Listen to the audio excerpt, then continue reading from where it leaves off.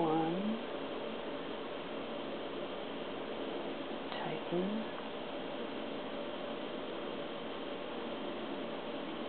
2, tighten,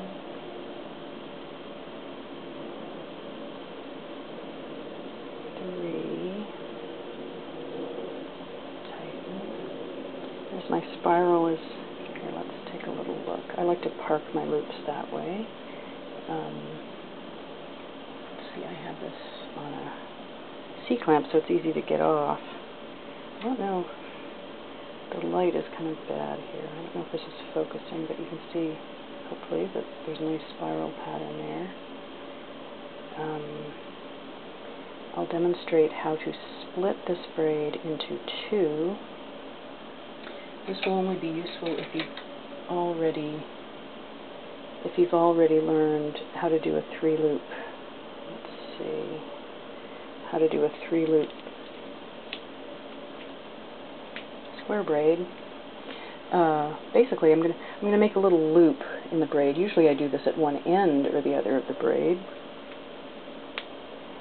I'm going to drop those loops, just kind of let them go. You might have to tug on them once in a while. I'm going to take these loops, put them in any order that seems convenient. I'm switching braiding types now. I'm going to go to a square braid. And I'm not going to really demo this. I'm just going to assume you know it. You can either do, I'm doing a V-fell type square braid. You could do an A-fell if that's the kind you know.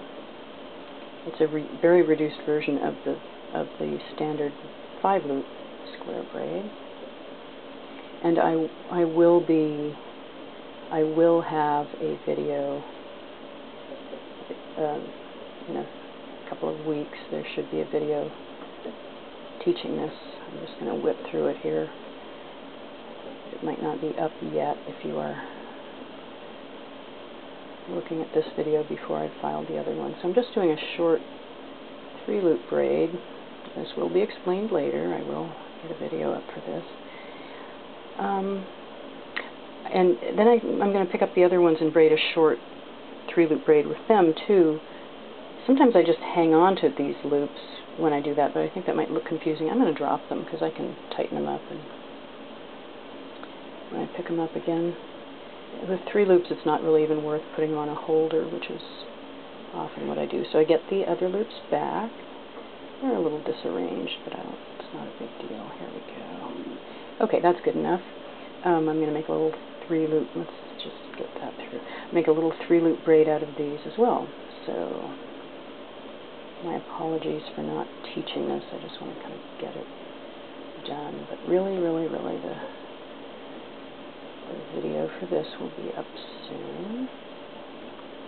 I'm just going to kind of eyeball it and see what they're about, when they're about the same. Oh, I made that pretty long, actually. When they're about the same, then I'll join them. It's kind of a I made it too long. And this is where I often unbraid. You know, it's not hard to unbraid. It's really, people seem to think it's so extreme, but when you want the 2 to be the same length, sometimes it's kind of nice to be able to unbraid as well as to braid. It's a good way to undo mistakes. But I'm not going to get into that here. We'll just join these up. So again, I'm going to be doing the spiral braid again, so I'm just putting these in any kind of reasonable looking order. It doesn't have to be anything exact. I'm going from one braid type to another. I'm going to tighten this up by just sticking my finger in and kind of mashing that back. Okay, they're about the same length. And now I'm just going to go back to the spiral braid again. And that, let's see, there's my 2 little mini braids. And the spiral will join these up. Maybe I'm going to speed up now and not worry about demoing. And I'll tighten kind of hard to get any of the loose bits from those other ones. Now let's see how if they're knitting up well. It looks pretty good. Now I see a little loose part down there. I don't know which. Let's tug on them. Yeah, that's okay. So I'll do a little more of the spiral. If this were the very bottom of the braid, at the end, near the end, which is usually where I put a loop, or at the top, I probably wouldn't braid too much further. If this were the end of the braid, oh, maybe I should just do that. I like to put little fringes on the bottom of my braids. I'll do that now. It'll be a super long fringe. Okay. I have several I'm going to make 2 loop braid fringes, and I can make 3 of them because I have 6 loops. It's just like what I did before. Here I split it into just 2 braids. Now I'm going to split it into several 2 loop braids, and I could either make them 2 color. Well, let's do some of both. So let's just drop these ones. I'll do a 2 color braid and then a couple of solid color braids. It'll probably look a little busy. Okay, I have another video. I'm not going to go slow because I have another video demoing this. I'm just doing a 2 loop braid, actually kind of clumsily. And this one is going to have chevrons of multicolor and blue.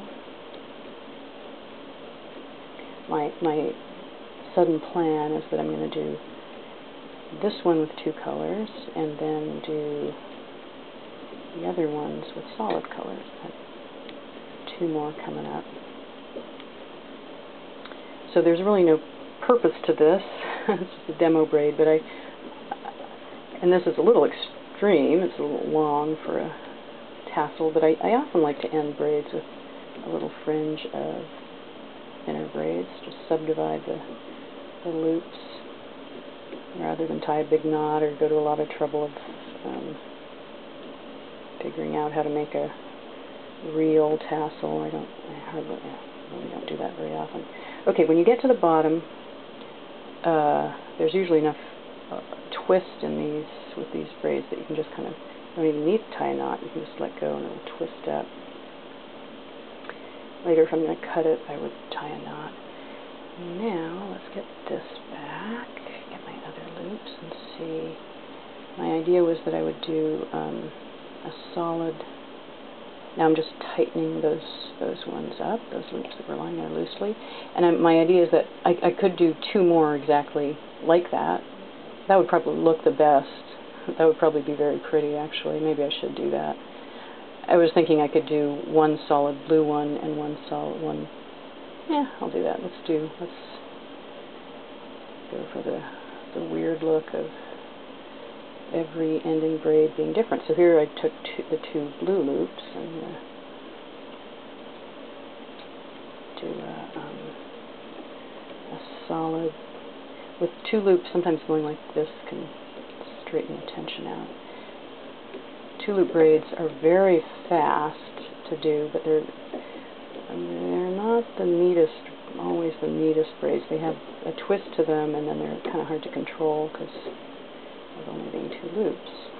I mean, the tension is hard to control. So here we go. Probably taking a ridiculously long.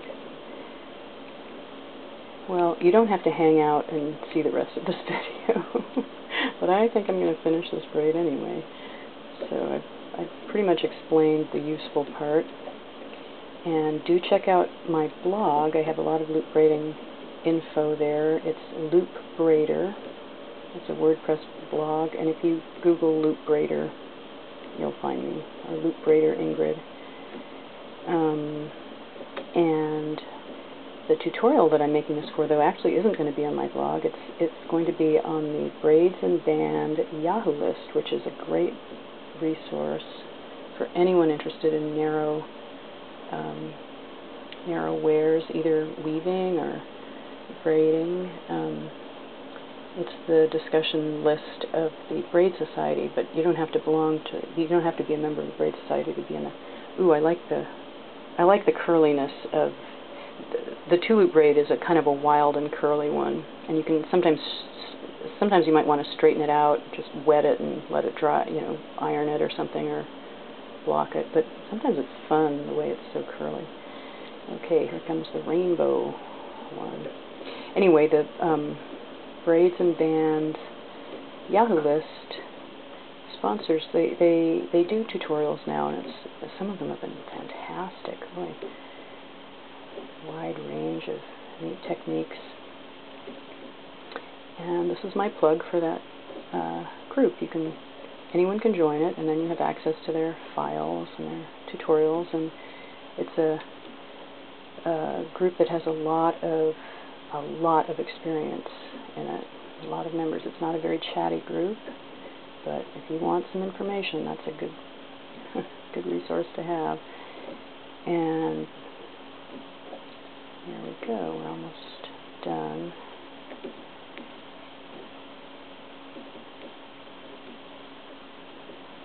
I didn't go all the way to the nubbins on the other one, so I could probably stop now.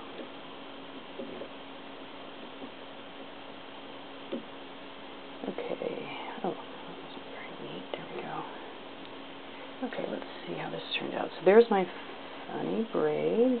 It has a nice spiral.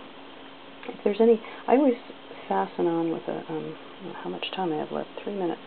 I always fasten on with a lark's head knot because it's so easy to take off. That's like a little lasso.